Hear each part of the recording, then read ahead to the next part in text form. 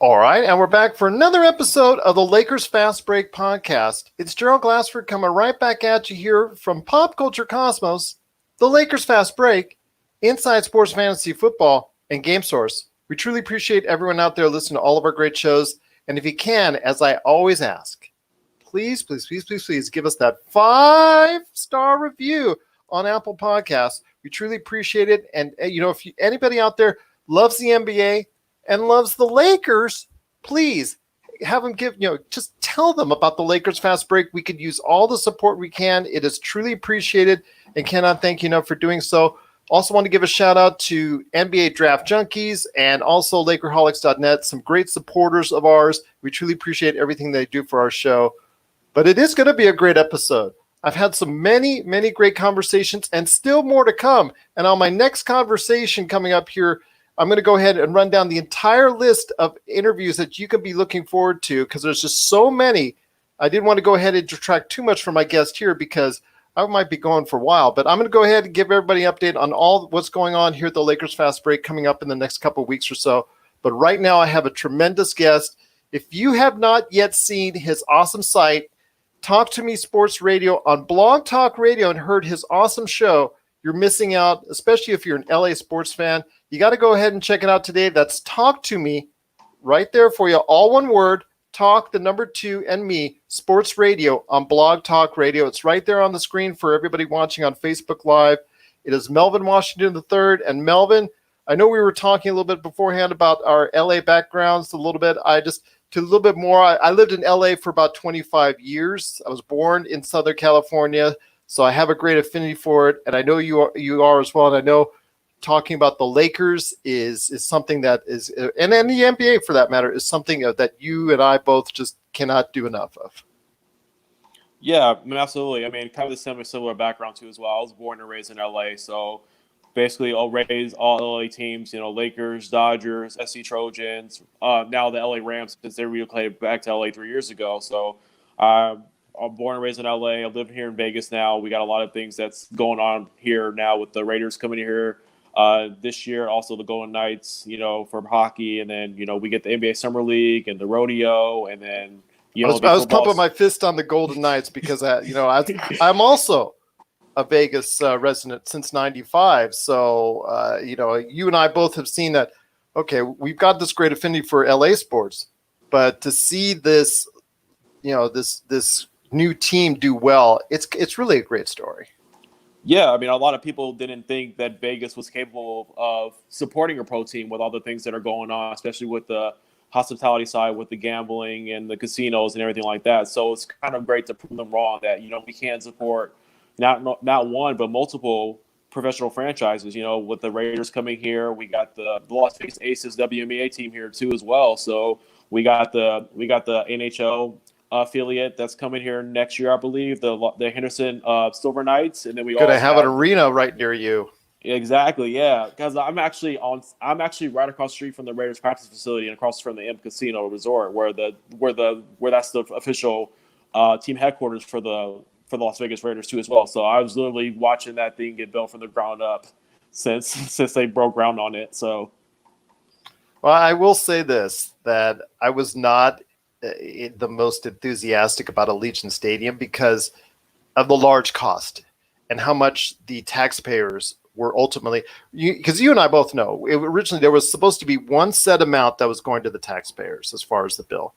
And then it turned out to be another because the private parties involved didn't, or couldn't, or didn't, most likely didn't decide to go ahead and put as much money into it. So more taxpayer money. And people just say here in Vegas, oh, just throw it at the tourist.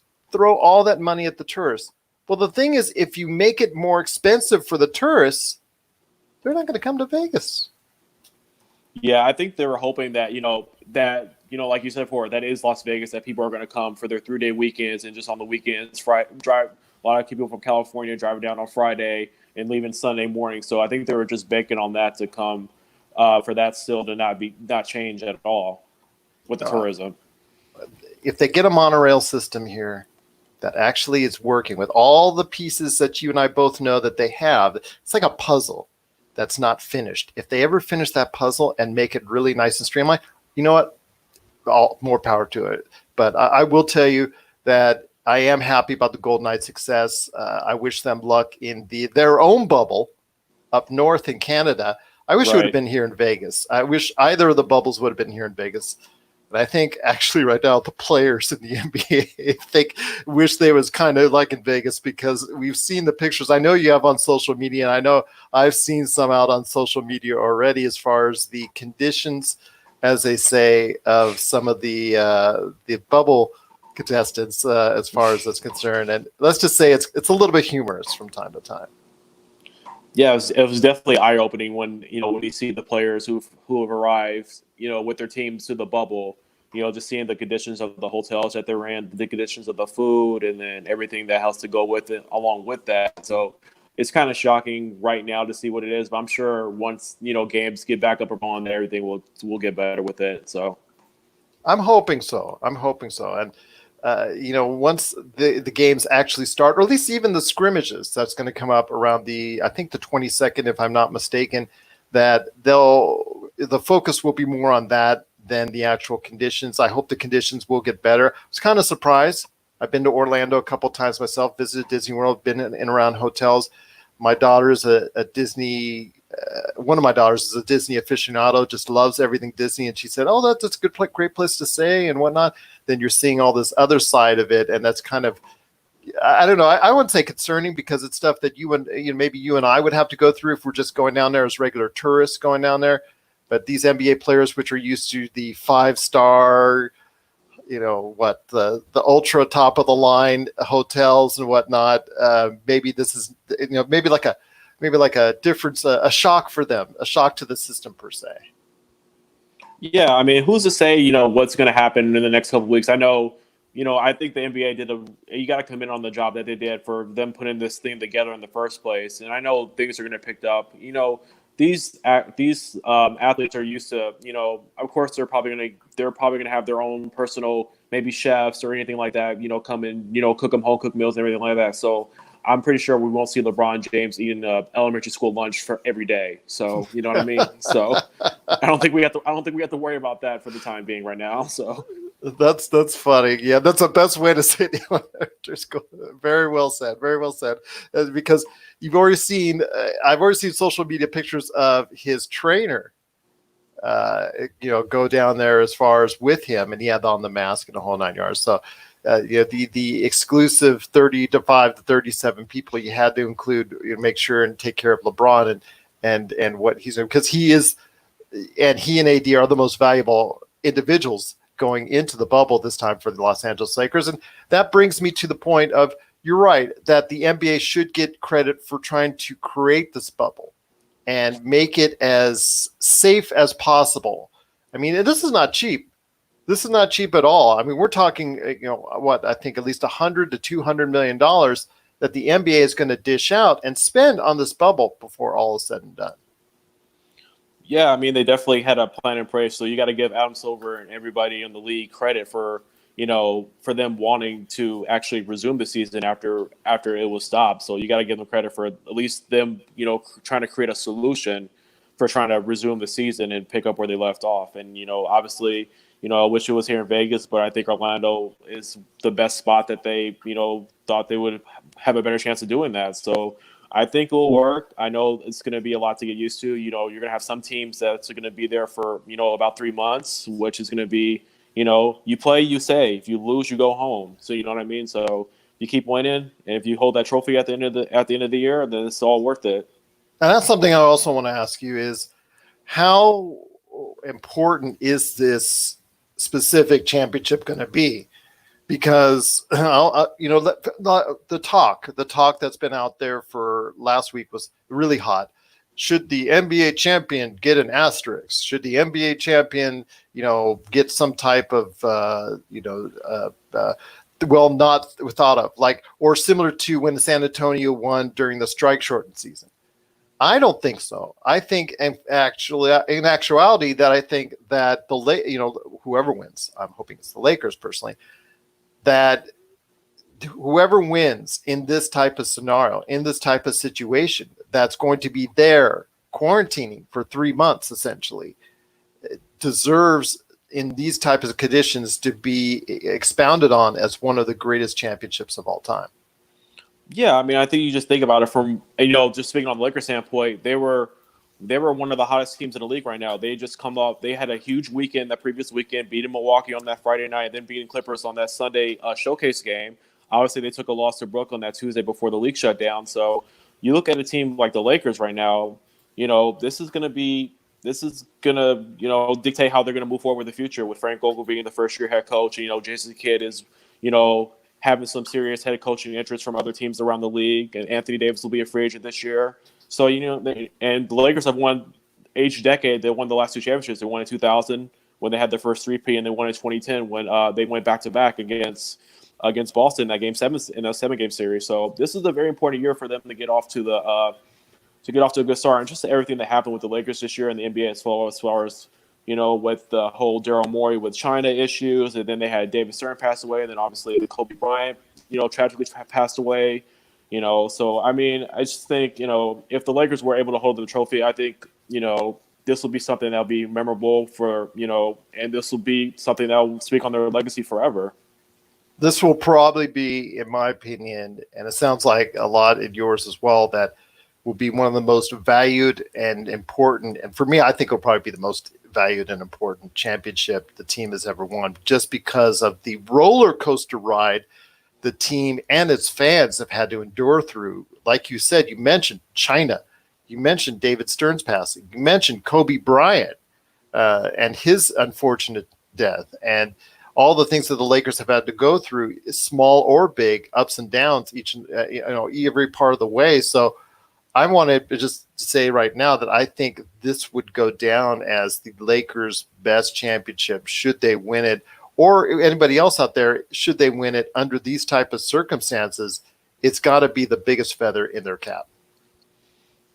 Yeah, I mean, I definitely agree with that, because this is the first time in my lifetime a lot of people can say that they've ever dealt with something of this pandemic that's going on. Usually, when you have a lockout season, it's usually due to money or sides not agreeing, whether it be ownership or the Players Association not agreeing on something. But this was a global pandemic that affected the whole world and pretty much stopped everybody's life in its tracks. And the fact that they're able to come back after 3 months, obviously the first couple games are going to be sloppy, as they always are when you see preseason games, they come back during the summer. But, we were robbed of, a really fantastic end of the season, with the Western Conference being the way it is, with Memphis being in that 8th spot, New Orleans catching behind them, and then the East was getting a little tighter too, as well as far as Milwaukee and Boston and Toronto climbing up and trying to catch them.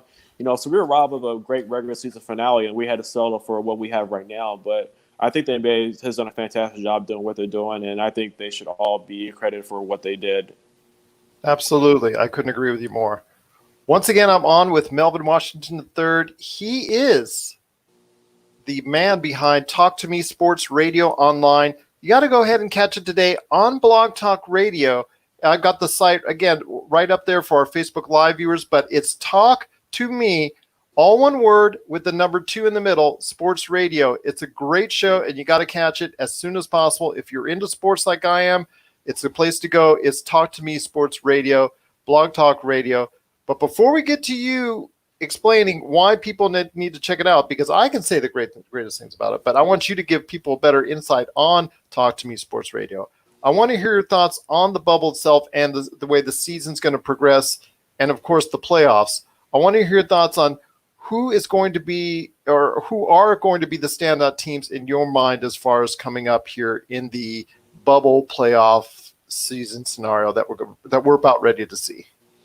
Yeah, I mean, I do agree with the way the teams that they selected to go in the bubble. I think the teams, were in the playoff hunt, and a lot of players were kind of upset, especially like Damian Lillard for the Portland Trail said that he wasn't going to be going to play had his team not had a shot to be in the playoffs. So I think the NBA did a really good job of selecting teams they did select.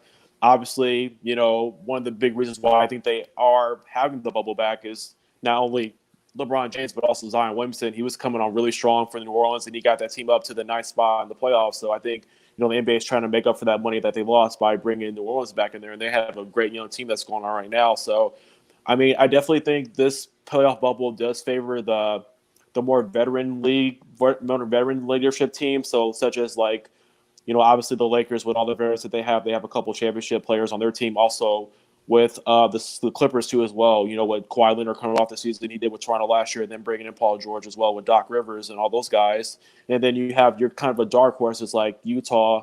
I don't know how their chemistry is going to work with Donovan Mitchell and Rudy Gobert after what happened with the whole COVID-19 outbreak that kind of sparked the suspension of the season with that. And then you have a team like Houston who was kind of, they're kind of playing that money short ball now. With they traded all their bigs, they're kind of running that small ball. So they look like a team that could make some noise in the Western Conference too as well. But I do see it like a Lakers Clippers conference final, and we kind of got wrong to that. Having, there's never been a conference series that I can remember that where two teams shared a city, not only a city but also an arena, got to play on their home court for 4 games at a minimum, or only to a 7-game series.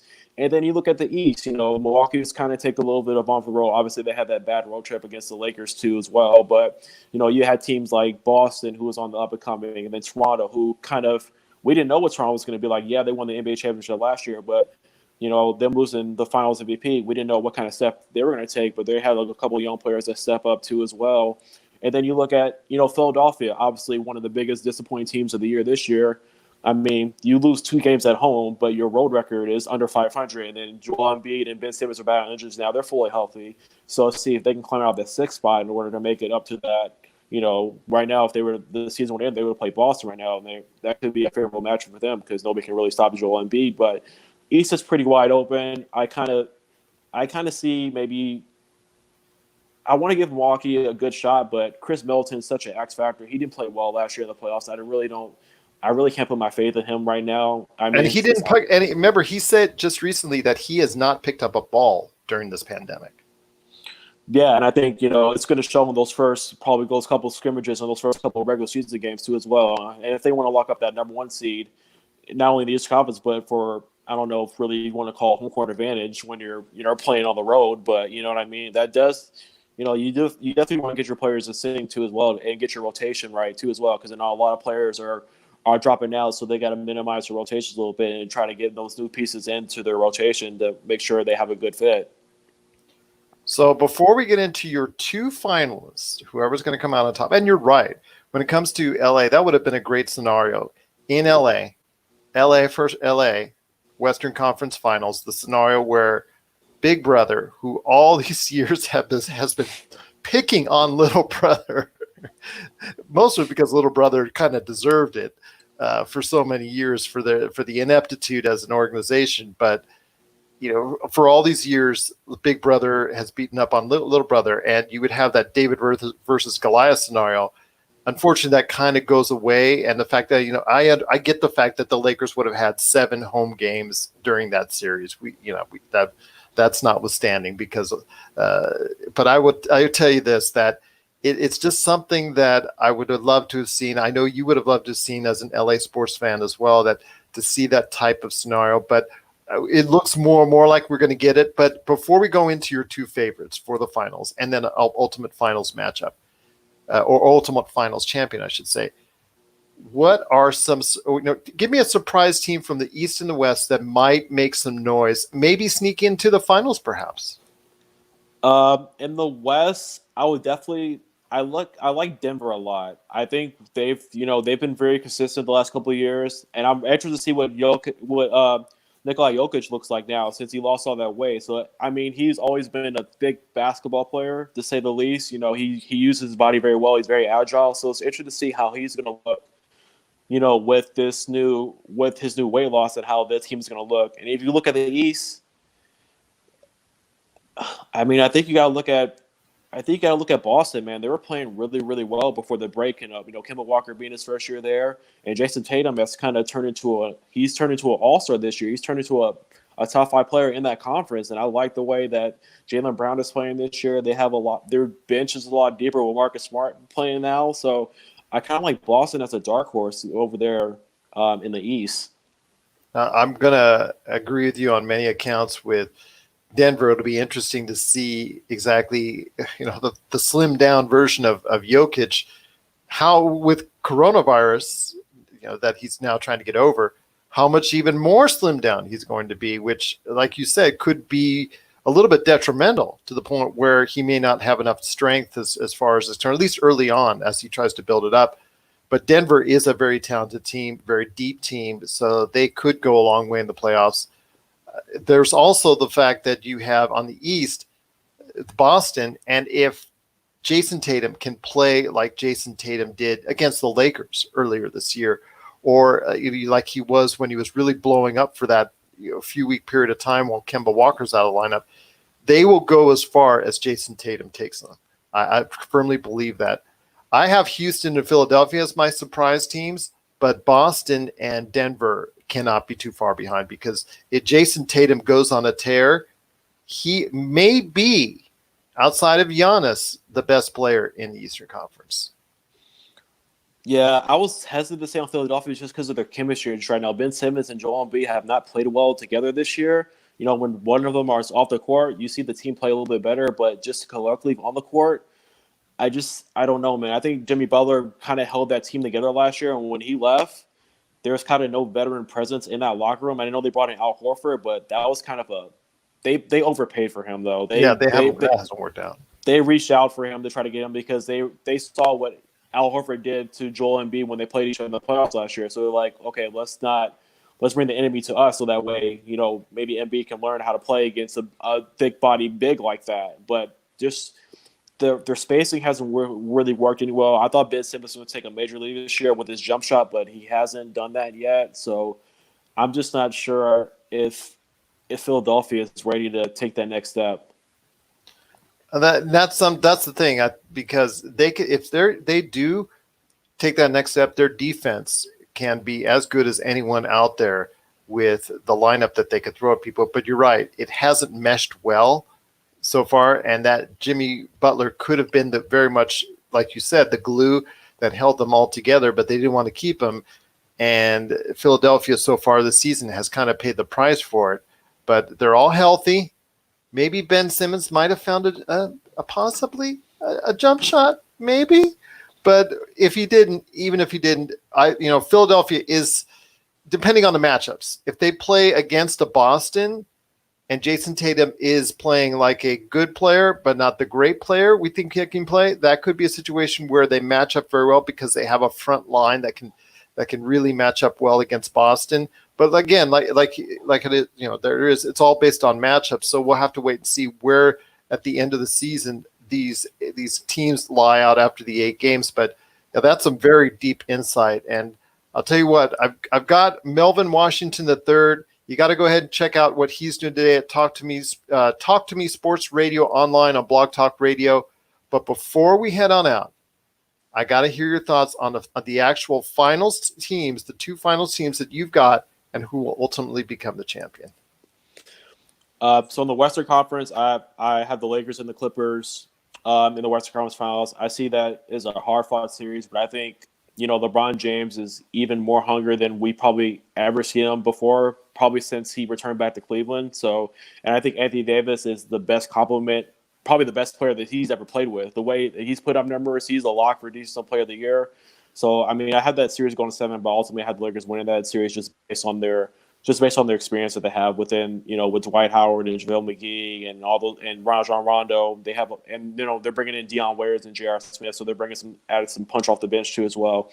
In the East, I have Milwaukee and Toronto playing again in the Eastern Conference Finals, and I have Toronto winning that series. I just think what Nick Nurse is doing with those guys over there, and Fred VanVleet and Kyle Lowry and OJ Pakinov, I think what they're doing over there is very special. So I got the Lakers and the Raptors in the NBA Finals, and I got the Lakers holding up that trophy in 6.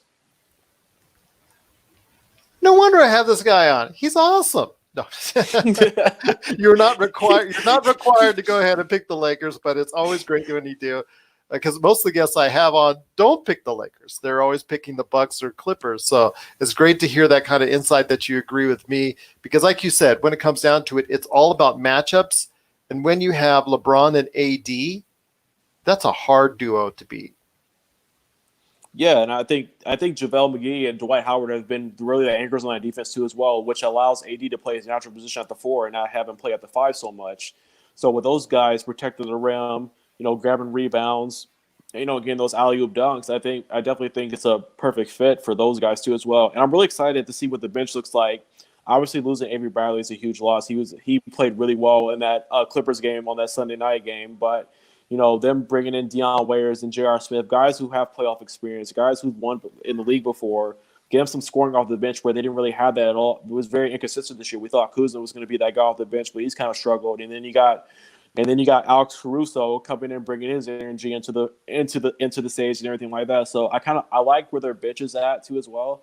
Now, obviously, health is going to be a big issue. If I commend Frank Vogel for for keeping their minutes down a little bit. He's kind of played them all a little off the ball a little bit more too as well. He's kind of staggered their minutes a little bit. But obviously, losing Lyle Hollins, who was a great coach in Memphis, a great coach in Brooklyn too as well, as their defensive coordinator, as you say, will be a huge loss. But I think with their veteran team that they have, I think they will be able to adjust to that. Hopefully the league will allow Lionel to have some type of communication with the team at some point in time during the game so he can give some insight and maybe a look that they're not seeing courtside. I don't know if you would call that an unfair advantage or whatnot, but I know there's a couple coaches like Jeff Bostelek will have the same issue with New Orleans where he's stepping out. So I'm hoping the league will allow it. I'm not sure that they will. I don't think they will. Usually they're kind of not bending when it comes to that, but I'm hoping that Lionel Hollins at some point will give them the kind of insight, whether it's at halftime or whether, just to help them make adjustments. Because I know he's not just going to be idly sitting by and just sitting on the TV watching the games.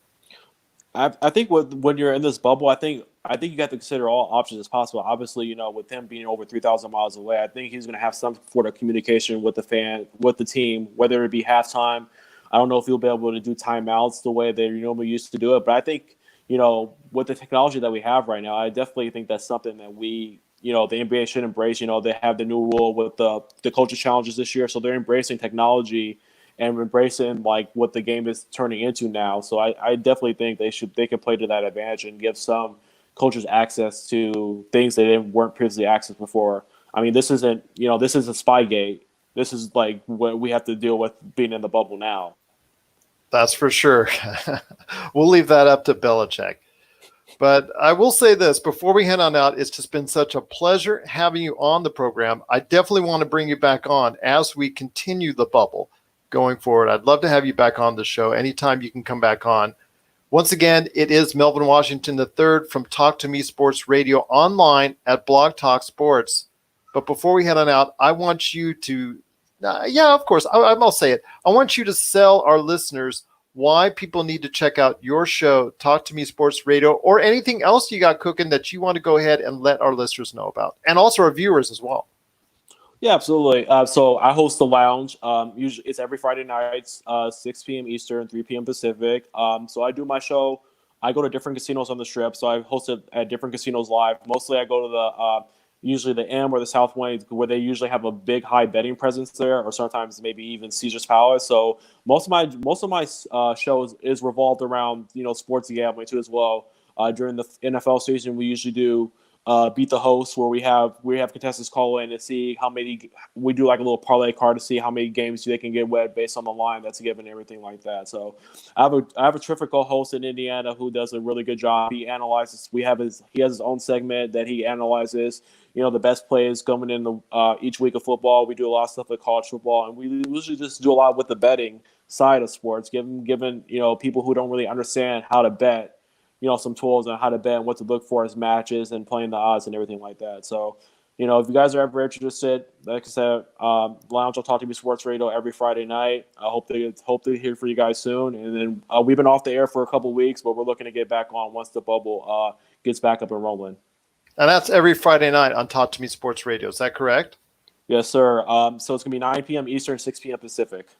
Sweet. You got to catch it on Fridays. Please, that's something you don't want to miss.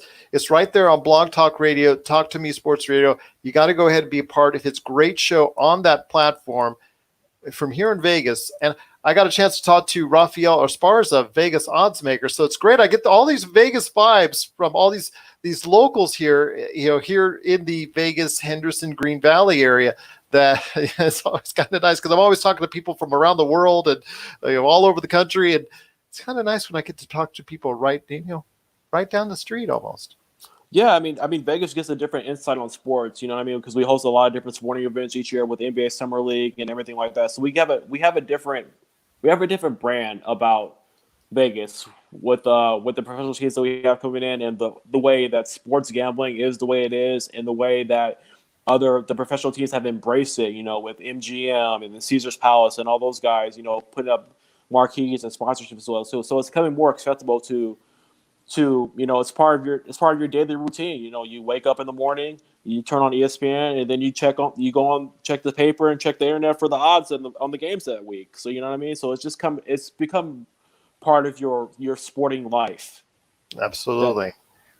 That's what it's like here in Vegas. It just got to go ahead and enjoy it and appreciate everything that's here. As far as, yes, everything does revolve around the gambling here in Las Vegas, but there's so much more, just being part of the culture here in Vegas. It is kind of like a bowl that we're here in Green Valley because we're all surrounded by mountains. I feel like we're always in a bowl. And but this bowl has just been so great for me for so many years now. And it sounds like it's been great for you too, because you go ahead and you check out all the awesome places on the strip that I've frequented as well. That's always something that's always something great indeed to go ahead and check out each and every time your show is on every Friday night.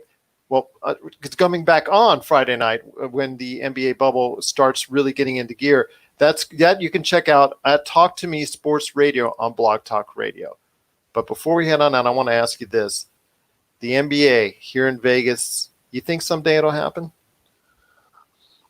I believe so. I mean, if you would have asked me this 10 years ago after what happened at the All-Star game a couple of years ago, I definitely would have said no. But I think, Adam Silver is watching how sports gambling has become a huge part of sports nowadays, and he's seen the success of the Golden Knights, and now with the Raiders coming here.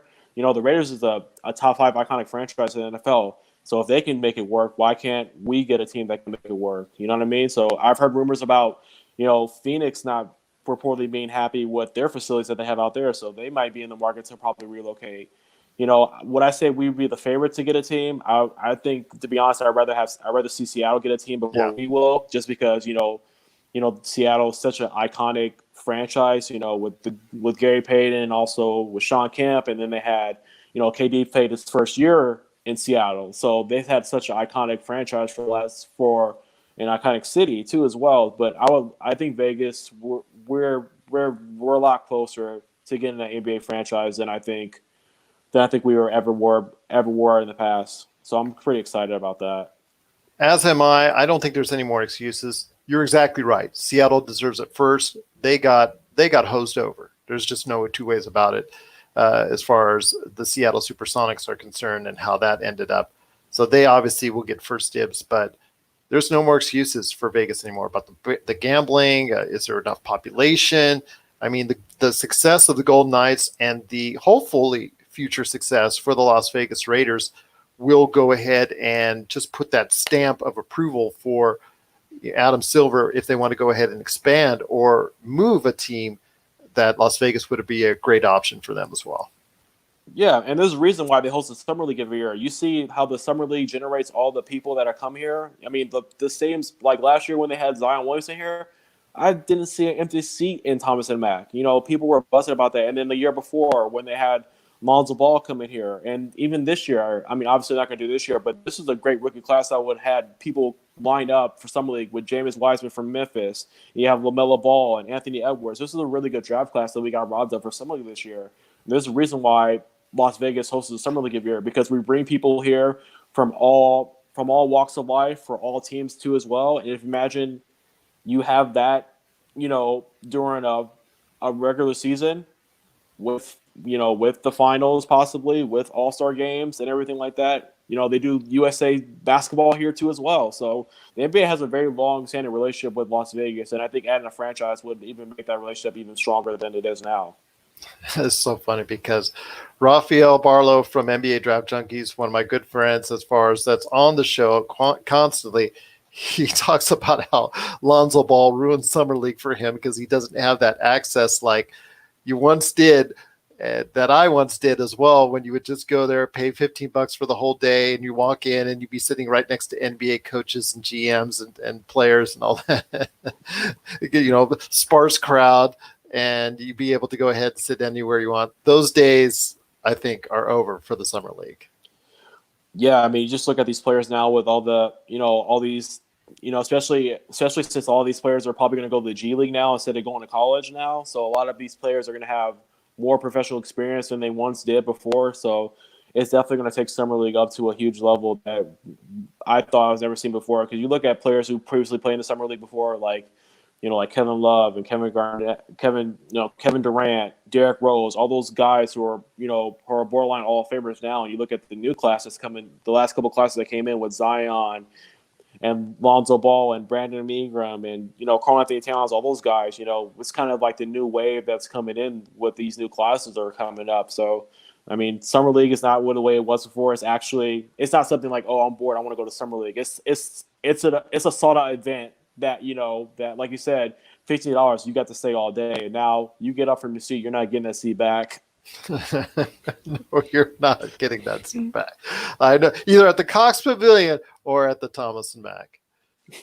Well, I'll tell you what, Melvin, it's just been so great talking to you again. Once again, it's Melvin Washington III. You got to check out his show Friday nights at the TALK2ME Sports Radio online network on Blog Talk Radio. You catch his insight and also social media. Do you have any way that people can ask you any questions on the NBA or sports in general? Yeah, I mean, we have a TALK2ME Sports Radio page that we invite, different listeners to, fill out, comments and blogs, stuff like that. Also, I'm on Facebook too, at Melvin Washington III. You can follow me on Instagram too at MelWash3. So I answer a lot of questions there. I always try to get new guests involved and make sure that, anybody who has a sports voice can be heard, So make sure you get your opinion out there. We do friendly banter, friendly debates too as well. So it's just nice to hear different people's, objectives and opinions on everything too as well. But we all do it in all fun. Sounds good, my friend. I'll be listening, and I know a lot of other people will as well. Well, I'll tell you what, it's just been so great having you on. I cannot thank you enough. You got to come back on the show again, like I was asking. So hopefully you'll be able to provide more insight to our listeners and our viewers right here at the Lakers Fast Break podcast. Absolutely, Gerald. Thanks for having me, and I'd love to come back whenever you're ready. Absolutely. Thank you so much. All right.